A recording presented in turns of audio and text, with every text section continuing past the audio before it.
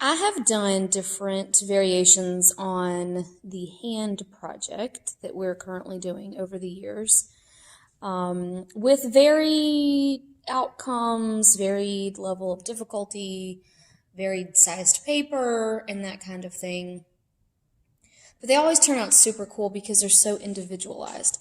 And what makes them a little difficult, though, is that they're not a formula. So it's not like the last project we did with color, where, it was like do a design, trace it, here's a very specified way to color it. They're not like that at all. They are very individualized to the individual. And so they're not as formulaic, which is a beautiful thing, but sometimes a challenging thing. So on this piece of paper here, which I think is a 9 by 12 piece of paper, this young lady did lots of different stuff. I remember about her, this is several years old, but like she loved the sun and moon type motif, so she has that there. She loved her cat. I do remember that. And I think she just liked Mr. Peanut. I don't think there's any great meaning attached to that. But I remember she was originally from like the Southwest United States. So she has, the cactus and the skull and that kind of image there. And there was something about Halloween for her. She has the date there, but I don't remember what specifically that was. But I do love her pumpkin. This person's is pretty wild. It just is. And some of these, there's so much imagery. It would, I can't remember all the things that they were trying to represent, but pretty wild. And this is a large sheet of paper. Now this one up here, the theme of this one was actually not a personal theme. It was for a contest, but it is one that I did I don't know the year, but I think I was in 10th or 11th grade. Y'all know how old this is? Like, it's so old. See this right down here? My puppy chewed that. That puppy is gone now. He's passed over to puppy heaven, but this is a really old drawing. And thankfully, my drawing skills have greatly improved. But this one was not themed personally. It was themed for a contest that I entered and won, I want to point out. But I show you these just to hopefully inspire you that they can be so different. They can be so specific to you. And that's the point. And that's the goal. So by using that hand, your hand that you traced, you're automatically getting your literal hand print on the page, and then we're going to keep adding to it so it's more and more unique to you. So let's talk about how to first flesh out your brainstorm.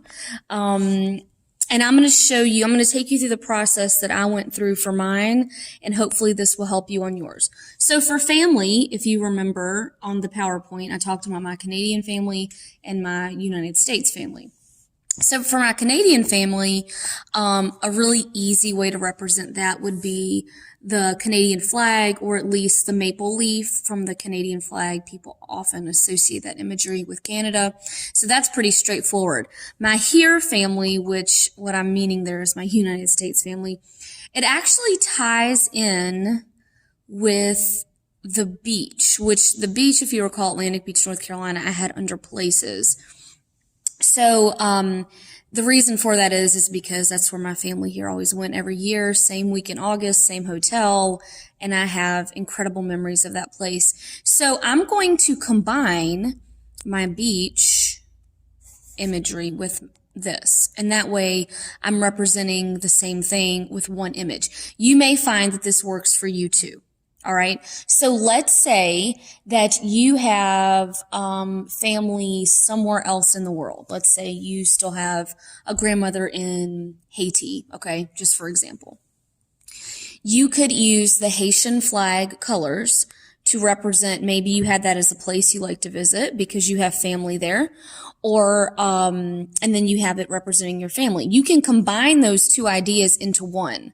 So that way you're not trying to illustrate 12 things. Some of these are probably going to overlap. So I'm going to combine my here family with the beach waves because that works for me.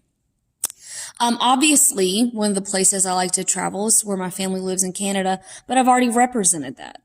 So again, Canada ties in with what I've already got, so I don't have to do anything different for that. Unique things about me. One of those things is how musical I feel like I am. And that is probably, now that I do know my biological family, that is pretty specific to my adopted family. My adoptive family was highly into the arts, whereas my biological family doesn't seem to be as much. So for unique things about me that I play music and sing, I can do like piano keys or music notes, that kind of thing. But the other unique thing I had listed about me was adoption, but it actually ties into music. So I'm going to use musical imagery to represent all of that. Things I excel at, I said got music, already have that, so that's fine. For being artistic, I might do a paintbrush or something colorful to represent that. One of the other things I put that I excel at was gardening. So I could either do flowers or leaves, something along those lines. Oh, I mean here, for being good at gardening. Future plans, honestly, I feel like I've covered all of that because I want to travel. I want to live at the beach. I already got that covered. I was thinking though, like for traveling, because a lot of the places I want to go are places I would have to fly to. Maybe I could do some clouds for travel and things like that. So you probably will, once you have your brainstorm, now you've got to go through and start thinking of imagery that you can do. Let me see if I can flip to this. Okay. So let's just take the wave idea. Now, you can do something super stylized and very simple. I'm not asking you to draw, let's say you pick the beach too. Do I expect you to sit and draw the most realistic wave on the planet ever? Absolutely not. But you can convey water or waves very simply. Think about when a little kid draws. You know, they're going to do this motion for water. And we know, like, okay, you're trying to show me water. If you like Google stylized wave or simplified wave, you will often get things kind of like this. And we definitely understand that that's a wave. So sometimes the best thing to do is for what you're trying to draw, Google it. Simplified cat. You know, if I don't even know where that came from, but you know what I'm saying. Simplified leaf, simplified, you know, music note, or whatever the case may be. Google it. Okay. There's images out there for you to steal from all the time. So I have begun working on my hand, and I'm going to show you some of that here in a few minutes once I get more done on it and how I'm working and thinking about putting these images I've come up with onto my hand that I traced. All right, here's what I have so far, and there's a lot going on, so I'm going to break it down for you a little bit, but these probably will begin to look a little bit chaotic and have a lot going on in them, and that's okay, because basically you're drawing your brainstorm, and the brainstorm had a lot of information in it, and so your hand might as well. So waves, you know, can be a long sort of image, could really be as long as you wanted it to. And since the hand is kind of long, what I decided was to do my wave going throughout my whole hand. Because if you think about it, now this is just my brainstorm, yours is going to be different. But I talk about the beach a lot, you know, in like 3 of the 5 categories. So I felt pretty good about making that large. And then I just kind of doubled the line here just to make it look cool, basically. I mean, that's going to allow me to do some different colors. So let's say I did this green, I could color this blue. It's just more of the beachy type feel. Music is also a huge topic that comes up in several of my sections. So then inside the wave, I just did the keyboard there, okay? So it does seem like a lot of information, but let's break it down. You know, I have a wave and a keyboard. Pretty simple. That's what I started with. Then I started filling in my other ideas. Now, some of the things changed on here that were in my brainstorm. And this is probably going to happen to you too. And that is okay. So make sure you understand, just because you wrote it on here is one thing, and I'll give you an example of mine. Canadian flag and maple leaf. That was my original plan for Canada. However, if you look at my hand, you do not see a maple leaf. You see other leaves. So where's my Canada representation? It's right there.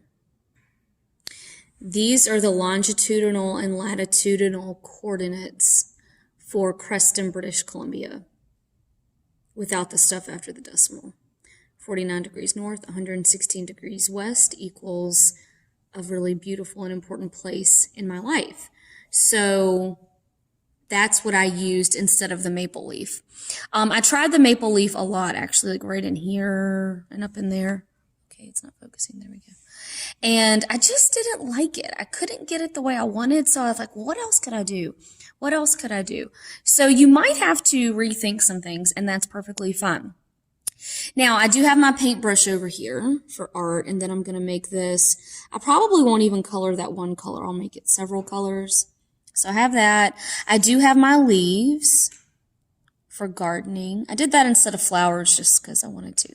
Now, I thought about doing clouds over here behind this wave, because remember, I had said maybe clouds for travel. I changed my mind. And I did a few stars up here, which aren't finished, but that's okay. The reason I did that, I just wanted to. I liked the feel of the stars better. I have a lot of like soft organic shapes, you know, the wave is curvy, the keyboard is curvy, the leaves, you know, have soft edges, the paintbrush is soft edged. So I wanted to do something a little more geometric shape. So I thought of the stars. Plus, I don't know if you've ever flown at night, but when you're flying at night, it's so cool because you can start to see cities coming up out of your plane window, and they're like glowing at night, and it's really beautiful. So this is what I have so far. You may or may not get to this point today. Yesterday when I left school, I only had my wave and my piano started. I hadn't done anything else. So this idea is going to evolve over time. Today, I would just like for you to get to the point of fleshing out your brainstorm a little bit more, actually beginning to think of imagery that you can use, things that make sense for you, and maybe get one or two of those things put down onto your traced hand. And then we will be revisiting this next Friday.